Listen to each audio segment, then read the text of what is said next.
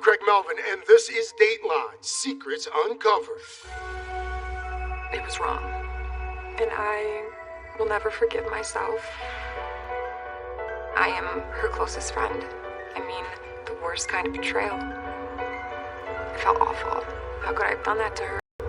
They were college sweethearts, married 13 years. Then the mystery started. She asked Dad where's Mom, and I said, Mom didn't come home last night. A drive to the mall, and she vanished. We were scared to death. He was alone with 3 kids. That's probably the most difficult thing I've ever had to do. A grieving husband, a missing wife. Turns out, both of them had secret lives. The first thing I thought was, these people on the game. Her secret, an online fantasy game with a mystery man who was very real. Maybe she had met up with somebody else to start a new life. His secret involved romance too. It was eating me up alive. And the best friend? What was she hiding? My world was crumbling. Love, betrayal, and maybe murder. I'm scared of my death that they're gonna send me to jail. You can't take back what you've done. You never know what's going on next door.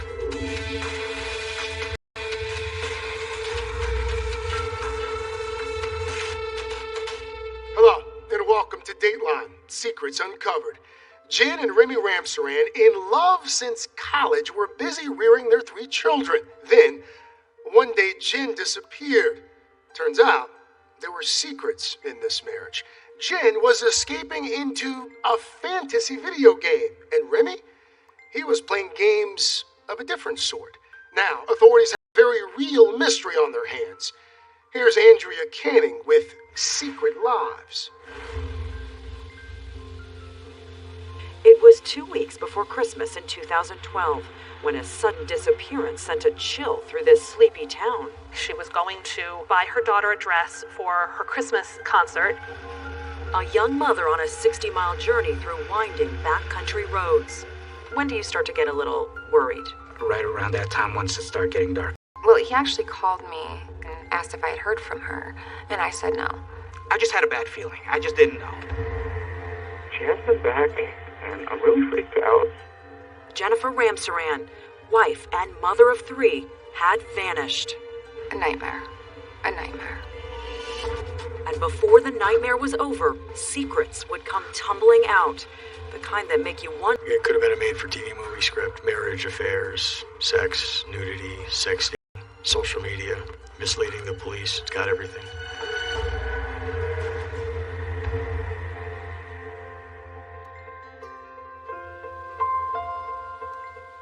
Where it all began would be a picture-perfect setting for a movie. Nestled in the backwoods of upstate New York is a town so small it barely registers 2,500 residents. It's called New Berlin. Here, family is everything, and neighbors still help neighbors. This is a great place to raise a family. Absolutely. We found a beautiful home right next to Shenango Lake.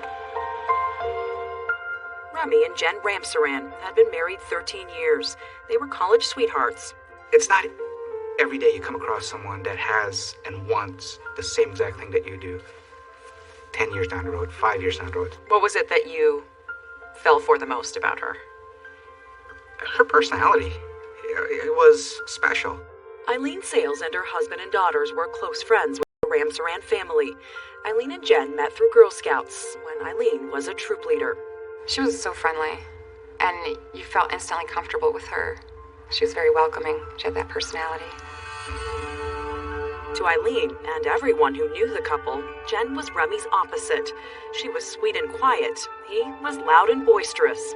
That's how I am. In fact, there's so many people that would walk up to my wife and go, I'm so sorry. How do you put up with him? Has anyone ever described you as quirky or odd or goofball? Absolutely. Including Jen and probably anyone that's ever met me. Remy is a real force. Yes, we knew when he walked in the room. At some points, you're like, oh, here comes Remy, you know? But their opposites attract relationship somehow just worked. Remy made a good salary as an IBM project manager, and Jen seemed happy being a stay-at-home mom to their 2 daughters and a son, says childhood friend Teresa Leiser. That's pretty much the biggest thing she talked about was her kids. Jen was a Sunday school teacher, Girl Scout troop leader, Yes. knitting instructor. Yes. She was also very good at cooking, Very Martha Stewart. Yes. Mm-hmm. Remy was focused on fitness, and he had big goals. If you want to attain anything in life, you have to have a plan. His plan was to run marathons, lots of them. 26 marathons, and I was sponsored. In 1 year? Yeah. 26 marathons. Yes, ma'am. Remy wanted to get everyone in shape, including Jen and her friend Eileen. We started working out. And then he had mentioned running. So running became a family affair. Eileen and Remy would run the races, and Jen and the kids would cheer them on at the finish line. But as Remy spent more time training for marathons, a line game called Kingdoms of Camelot, where players from all over the world take on medieval roles and team up to wage battles together. She would show me like pictures of her castle and her kingdom that she was building on the phone. But on that December day in 2012, with Christmas right around the corner, Jen was focused on one thing, her daughter. That morning, the 11th, she was supposed to go to Syracuse. The big city with a big shopping center and plenty of stores to choose from, Jen planned to buy her daughter that new dress for her concert. But day turned to night. Jen didn't return home. Remy called her cell, sent text messages, heard nothing back, so he decided to call the police. I told him that my wife's a few hours late, but the reason I'm worried is I haven't heard from her since about 11 when she left, which is highly unusual. Tell me exactly what happened. My wife left this morning between 10 and 11. She hasn't been back, and I'm really freaked out. What are the scenarios playing out in your head? The car accident was the big one. I really thought some type of car accident. Are you able to sleep at all? Oh no, I was up all night. Thing was, there were no reports of any car accidents in the area, and no sightings of Jen at the local hospitals. What had happened to Jen Ramsaran? Coming up, the clues begin piling up. I found my wife's iPhone. I can see it from here. When Dateline Secrets Uncovered continues.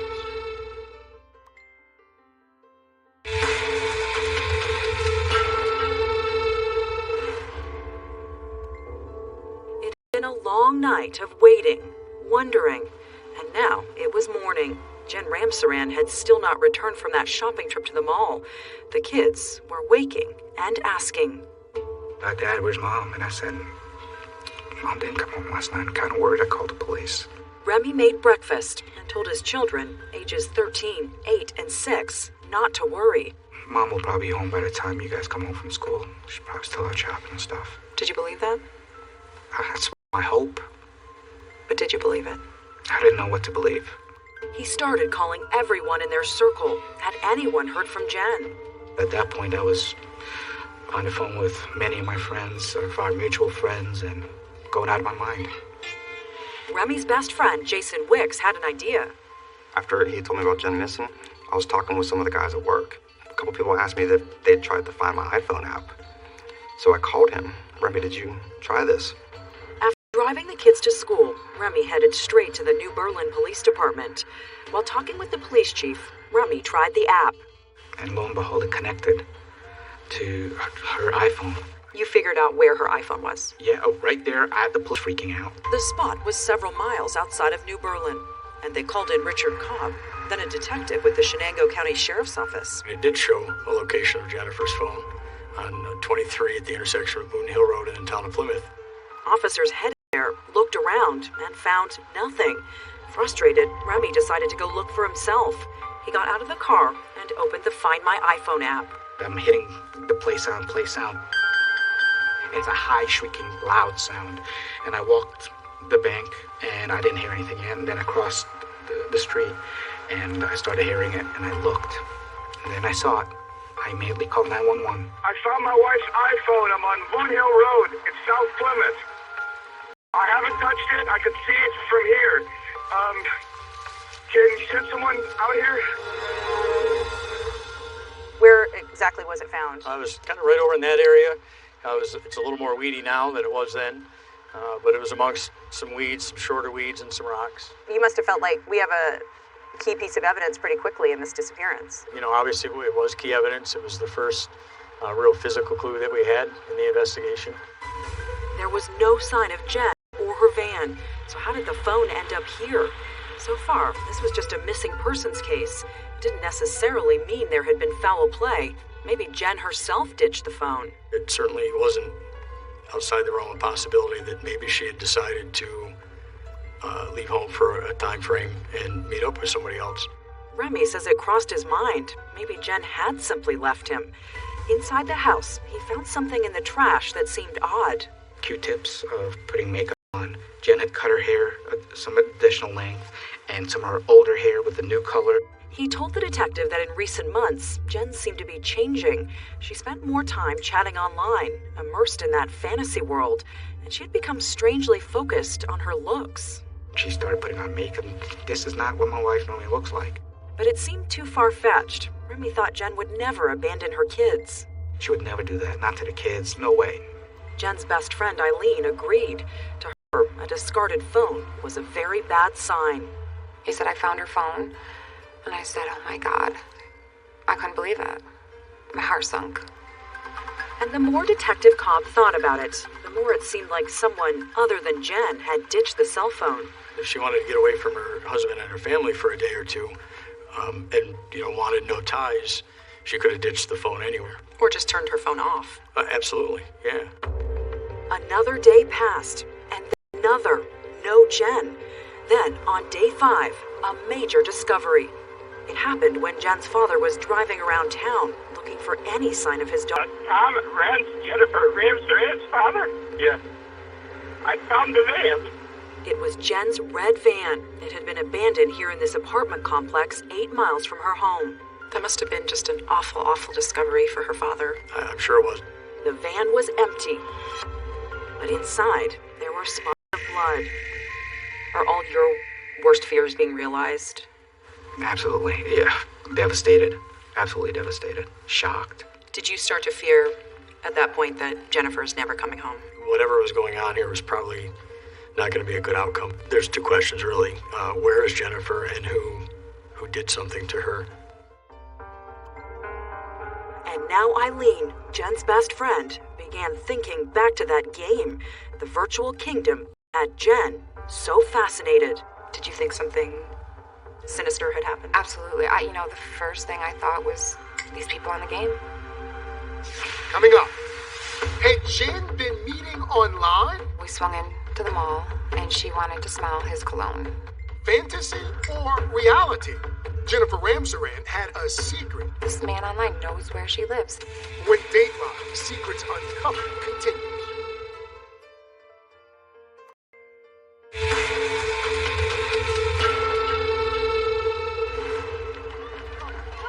While Remy Ramseyran spent much of 2012 running marathons, his wife Jen was immersed in the fantasy world of Kingdoms of Camelot. In the online game, Jen, the stay-at-home mom, was transformed into a lady among lords. She just wanted to be on her game. And I would joke around about, Jen, come back to the real world. Pull yourself out of that game. From her iPhone, Jen chatted with other players from all over the world. It began as a way to pass the time, but became, in Remy's words, an obsession. It started turning into addiction. And she was on it quite a lot. Close to 8 hours a day, maybe more. Even in the evenings. She was definitely sucked into it. She was checking out a little bit. Very much so.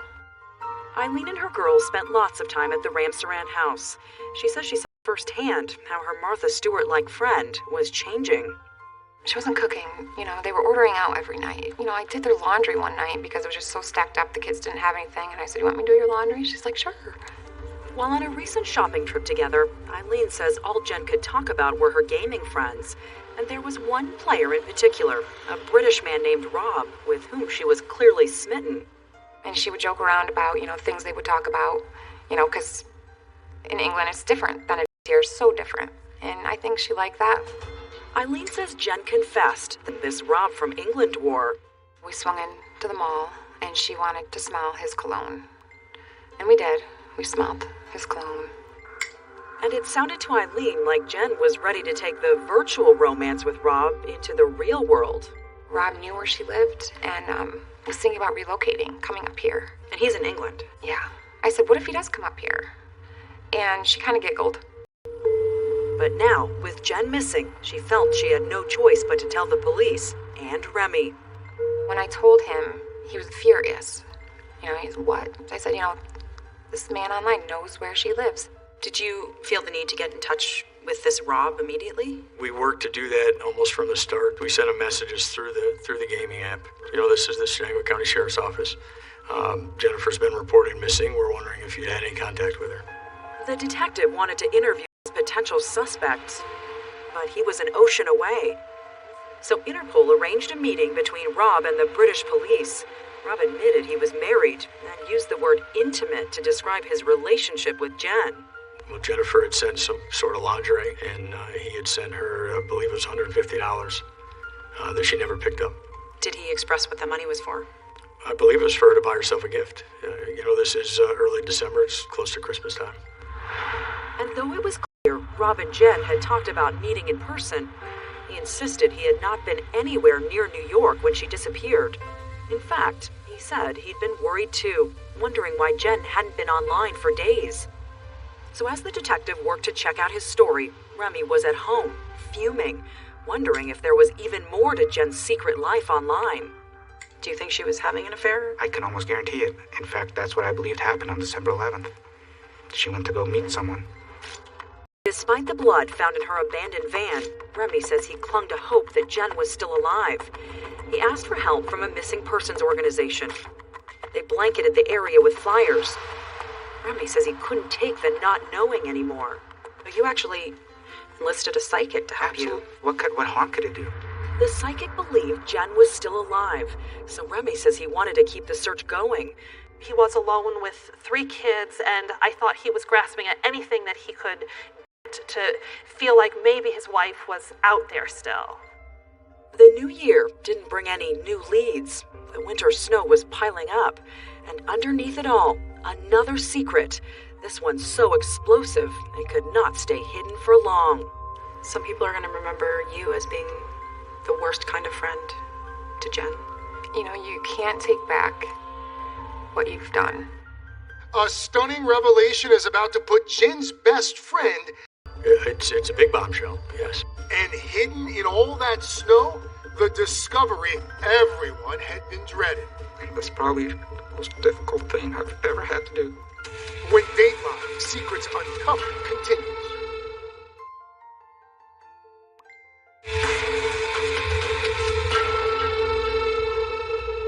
Welcome back to Dateline Secrets Uncovered. I'm Craig Melvin.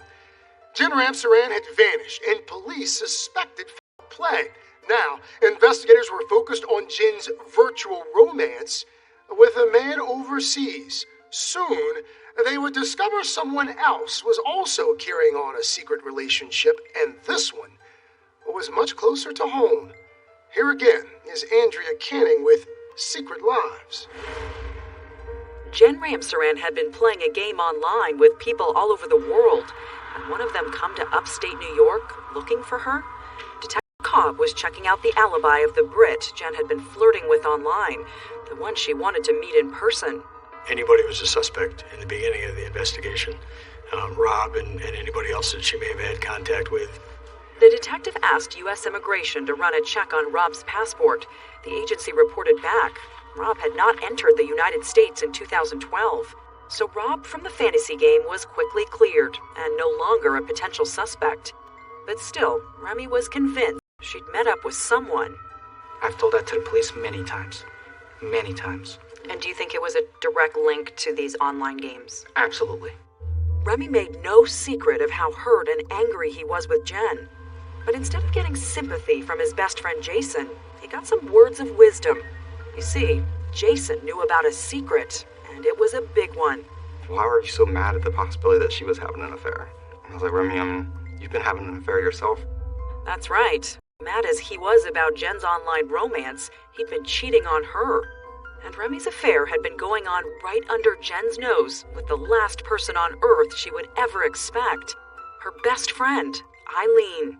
In my heart and in my stomach, I knew it was wrong. This is your wife's best friend, yes. The Girl Scout troop leader. Oh, yes. Very bad thing. The affair began nearly a year before Jen disappeared. I asked her if I could kiss her, and I did. And both felt extremely guilty. And did you kiss him back? I did. And then I left, just like that.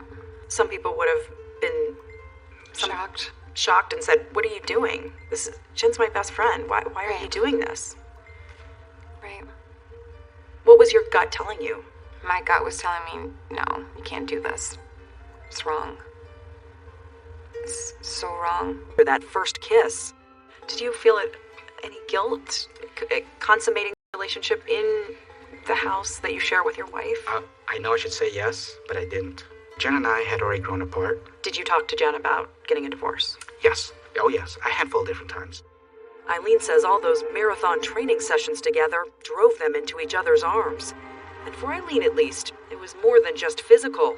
Even though she was married herself, she was falling in love with Remy. We had a lot in common, with the running. And the feelings for him took over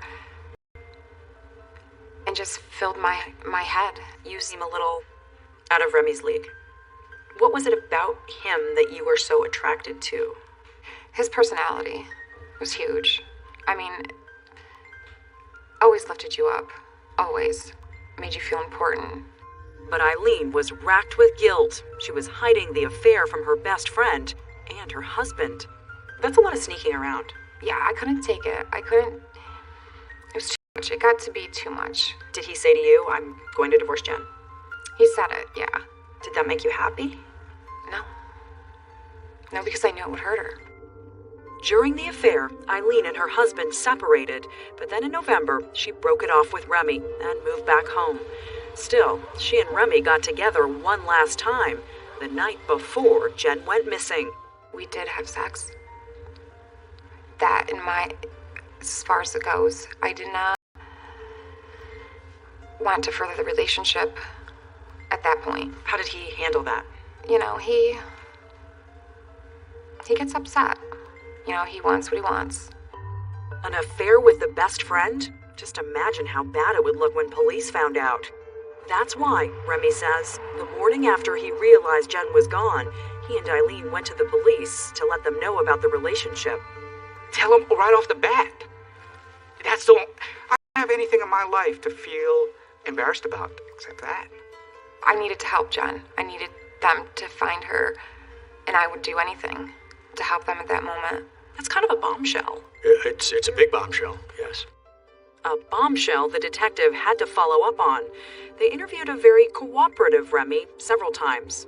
I've only been with 2 women last 18 years, Eileen and Jen. That's it. He never asked for a lawyer and let investigators search their home. He even turned over the clothes he was wearing when Jen disappeared. He was a suspect at that point. It was as much to rule him out as it was to rule him in at that point. And Eileen? She was now under investigation too. Why was Eileen a possible suspect? Just because of her relationship, her involvement with Jennifer and Mr. Remington also.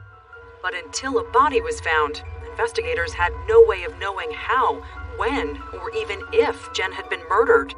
That all changed on February 26, 2013, 2.5 months after Jen went missing. The snow had started to melt and settle enough that, part of her became exposed. She had no clothes on? Right, she was found naked. Jen's body was found in an embankment along an uninhabited stretch of road about 20 miles from her home. 2 detectives knocked on Remy's door and gave him the news. Is it my wife? Are you sure? That was heart-wrenching. Heart-wrenching. And I called all 3 kids into the master bedroom, and I told the kids, Mommy's in heaven, but she's always going to be with us. And that's probably the most difficult thing I've ever had to do. It was awful. The grief. And I knew at this point, there's no telling her I'm sorry. What really frustrates me, Jen's body was found just a little over 3 miles away from where that phone was. You feel the police should have looked harder? Absolutely. Even a helicopter, something. And on the day Jen's body was found, Remy summoned the local media to his house and through tears spoke to the cameras. Just gotta be strong for the kids. Make sure they're okay. Just let the cabin and we'll figure it out. But by then, people around the tiny town of New Berlin had caught wind of Remy's affair, and some were starting to wonder if his tears were real. Coming up, from cheating spouse to chief suspect. What's the truth? What do you have in there? I have the truth is you killed Jen. You had something that I never. You did. When Dateline Secrets Uncovered continues.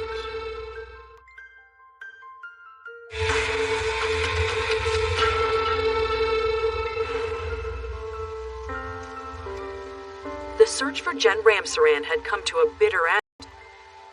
There was her husband, Remy, telling anyone who would listen he wanted payback. I've always said, in order to get true closure, we gotta find out what happened to Jen. And I don't just want justice, I want vengeance. Detective Cobb could see Remy was a big talker. He's the kind of guy that I think in his life he's been able to talk himself through most every situation.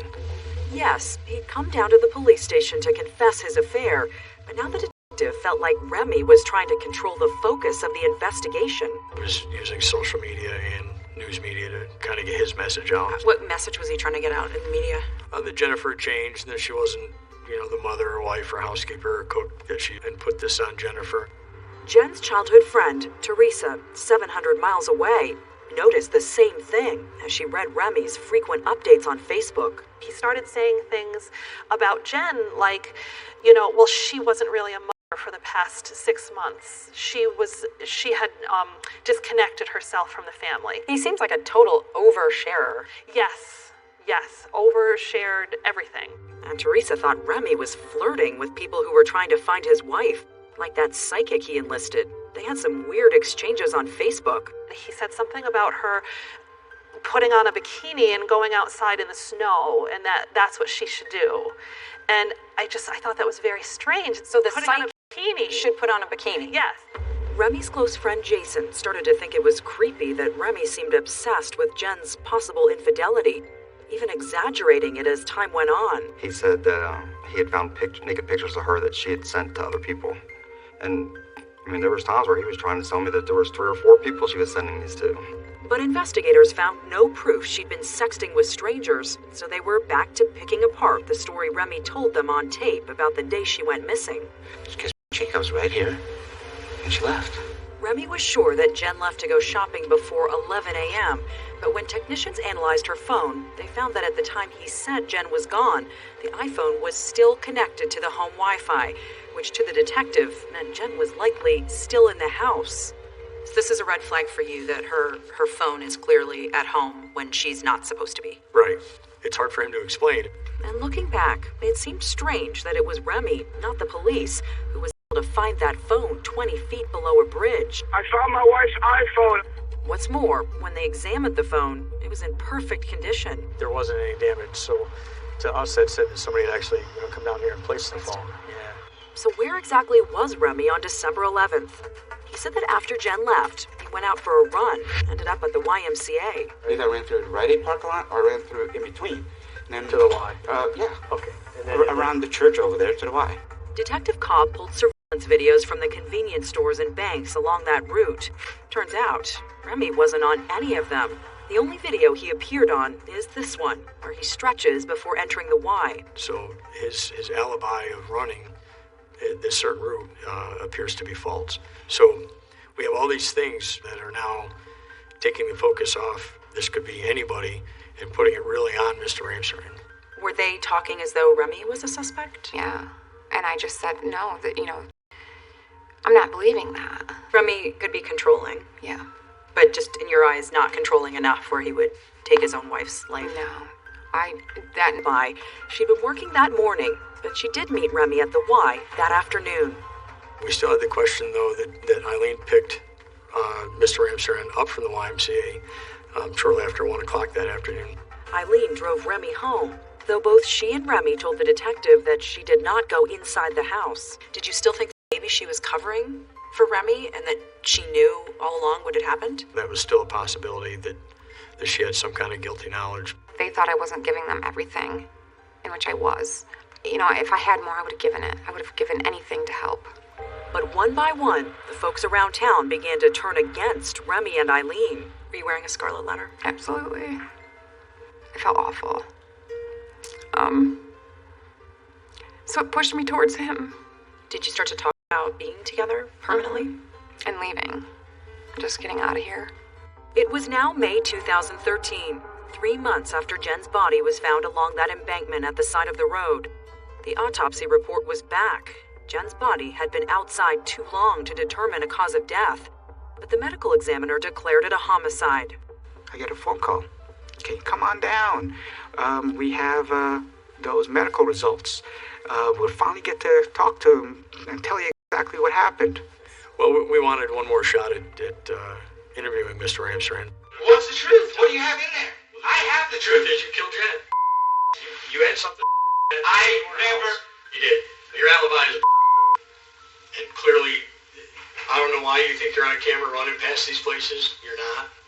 I don't know why you cannot get that in your head, Remy. The camera doesn't lie. The person does. And you're the one lying about it. I like to leave. You're not leaving. I've already told you. Sit down. You're not leaving. You're under arrest. Remy Ramseren was charged with second-degree murder, but it was a circumstantial case. The prosecution would now have to sell to a jury. Coming up, He dumped the body, then he dumped the phone, and then he dumped the van. the showdown. Prosecutors against Remy. Everyone needs to know the truth. Do you have a strategy? What strategy? Tell the truth. When Dateline Secrets Uncovered continues.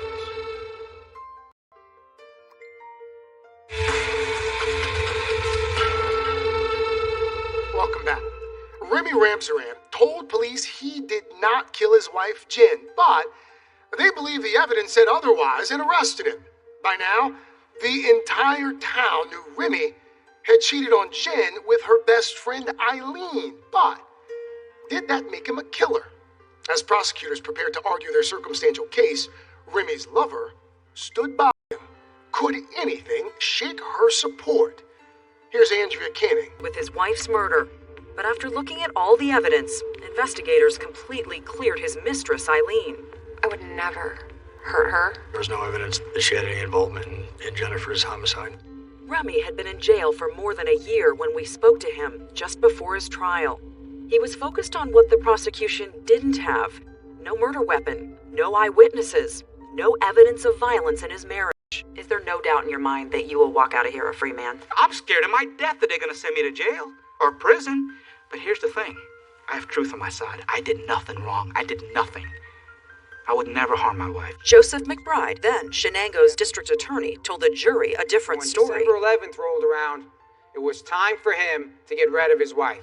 The prosecutor painted a picture of a man so infatuated with his mistress that he chose murder over divorce. He played jailhouse phone calls between Remy and Eileen. You know, I look at my ring finger every day, and I just imagine your name right on there. You're a gift from God. You were meant for me. And I know it was meant for you, right? Yeah.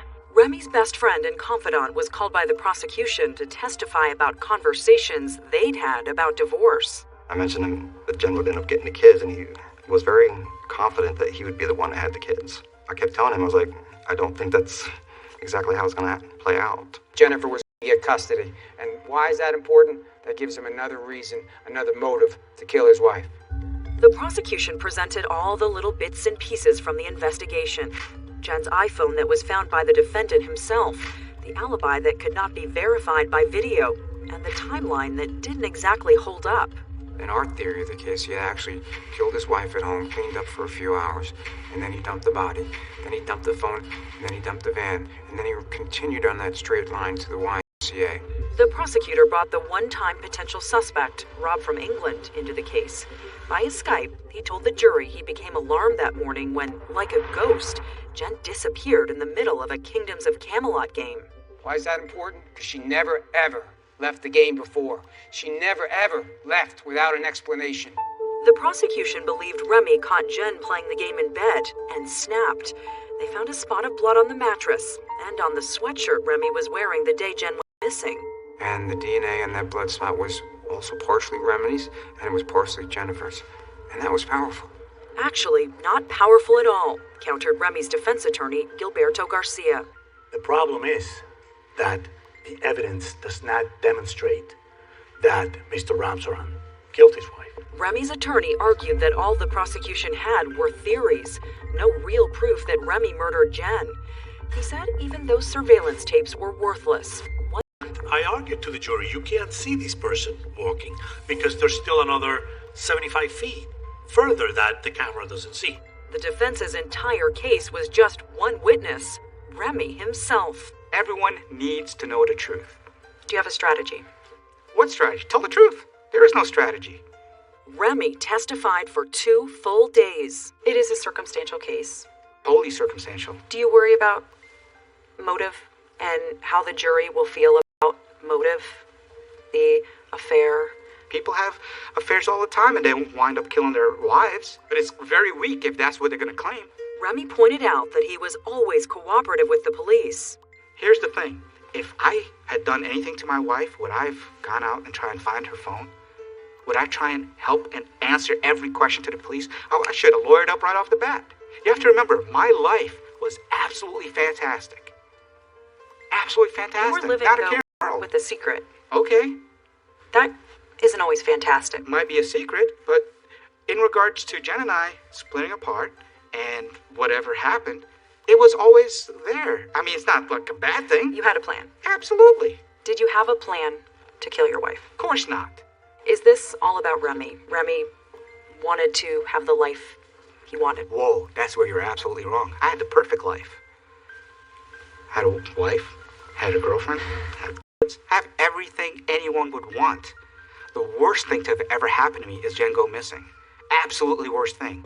Eileen, who had supported Remy through the entire investigation, was now living in rewind. Her doubts began while Remy was in jail.